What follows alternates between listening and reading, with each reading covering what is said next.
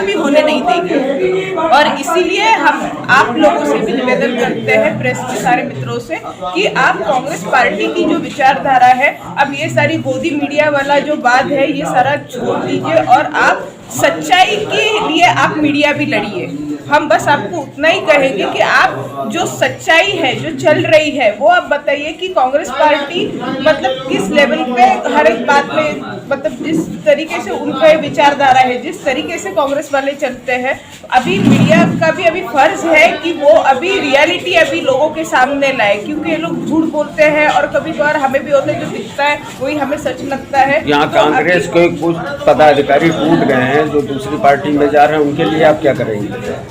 Sir देखिए, वो लोगों पे कोई जबरदस्ती हुई होगी, उन लोगों को परेशान किया जा रहा, वही तो मैं आपको कह रही हूँ कि कांग्रेस जो है ये डेमोक्रेसी बिलीव करते हैं और बीजेपी में क्या है कि वो लोग जबरदस्ती करते हैं। बीजेपी हर किसी पे जबरदस्ती करती है, कांग्रेस कभी किसी पे जबरदस्ती नहीं करती। अगर वो हमारे गए हुए साथी भी अगर वापस आएंगे तो भी कांग्रेस उनको वापस ये करती है, वेलकम करती है, क्योंकि बीजेपी ही हमारे बीजेपी वालों के पास उनका कोई खुद का प्रत्याशी नहीं, उनके कोई खुद पदाधिकारी नहीं, सारे के सारे कांग्रेस वाले तो हैं। इनके पास कौन है? ये बस जोर जबरदस्ती करके बस लोगों को। तो आप अपना बूथ लेवल कैसे संभालेंगे अगर ये टूट के जा रहे हैं?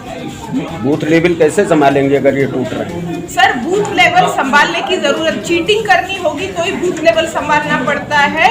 और अगर ईमानदारी से अगर वोटर और अगर हमारे जो भी कोई कार्यकर्ता है और हम लोगों की अगर सच्चाई है तो हम लोग जरूर जीतेंगे, और हमारी सच्चाई ही है और ये देश को भी समझ में आ रहा है, सब लोगों की समझ में आ रहा है। और इसके लिए बूथ पे कोई बैठ के हमको तो क्या कोई फेक वोटिंग करनी नहीं है। देखिए, जहाँ तक अब बोलने वाली बात है तो मुद्दे हमसे बेहतर आप जानते हैं इस अमृतपुर विधानसभा को लेके, और हमारी पार्टी का सबसे बड़ा मुद्दा ये है कि महिलाओं का सम्मान, जिसको लेकर हमारी नेता आदरणीय प्रियंका जी लगातार संघर्षरत हैं, उनकी उसी सोच को लेकर, उनकी उसी विचारधारा को लेकर आज मैं अमृतपुर विधानसभा आप अपना मुकाबला किससे मानते हैं? देखिए, ऐसा है कि जहाँ तक मैं समझ रहा हूँ मेरा मुकाबला उन लोगों से है जो अपने आप को लहर के दम पर जीतने वाली बात करते हैं। मेरा मुकाबला उन लोगों से है जो ये इस मद में बैठे हुए हैं, खास जैसे भारतीय जनता पार्टी के लोग, कि हम तो जो है जनता के लिए कुछ करें ना करें लेकिन हम जीत की तरफ अग्रसर ही रहेंगे। हमारा मुकाबला ऐसी सोच से है जो जात बिरादरी में बांट कर राजनीति करने की सोच रखती है और जो सिर्फ वादे करती है और जनता को छलती है। हमारा मुकाबला उन लोगों से है जिन लोगों ने ये मान रखा है कि जनता चिल्लाती रहे, लोग आंदोलन करते रहें, उनके आंदोलन को कुचला जाए, कोई फर्क नहीं पड़ता, जीत तो आ जाए। कह रहे कांग्रेस तो यूपी में कहीं है ही नहीं। देखिए, ऐसा है कि एक बहुत पुरानी नीति है कि जिसका डर होता है उसका नाम नहीं लिया जाता है। ये राजनीति का बड़ा सिद्धांत है। आज भारतीय जनता पार्टी की क्या स्थिति है ये हमारी अमृतपुर विधानसभा में आप जाके देख सकते हैं।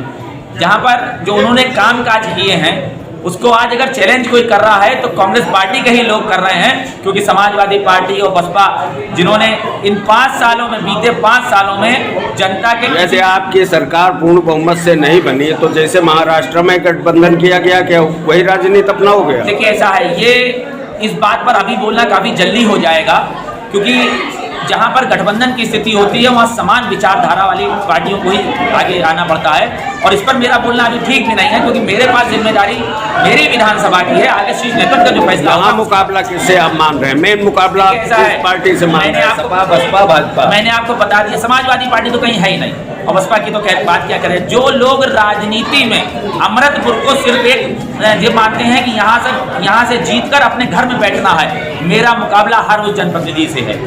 खास तौर पे भारतीय जनता पार्टी से मेरा मुकाबला है जो जनहित की आवाज़ों को दबाती रही है, मुद्दों को कुचलती रही है, क्षेत्र के विकास में रोड़ा बनी है भारतीय जनता पार्टी।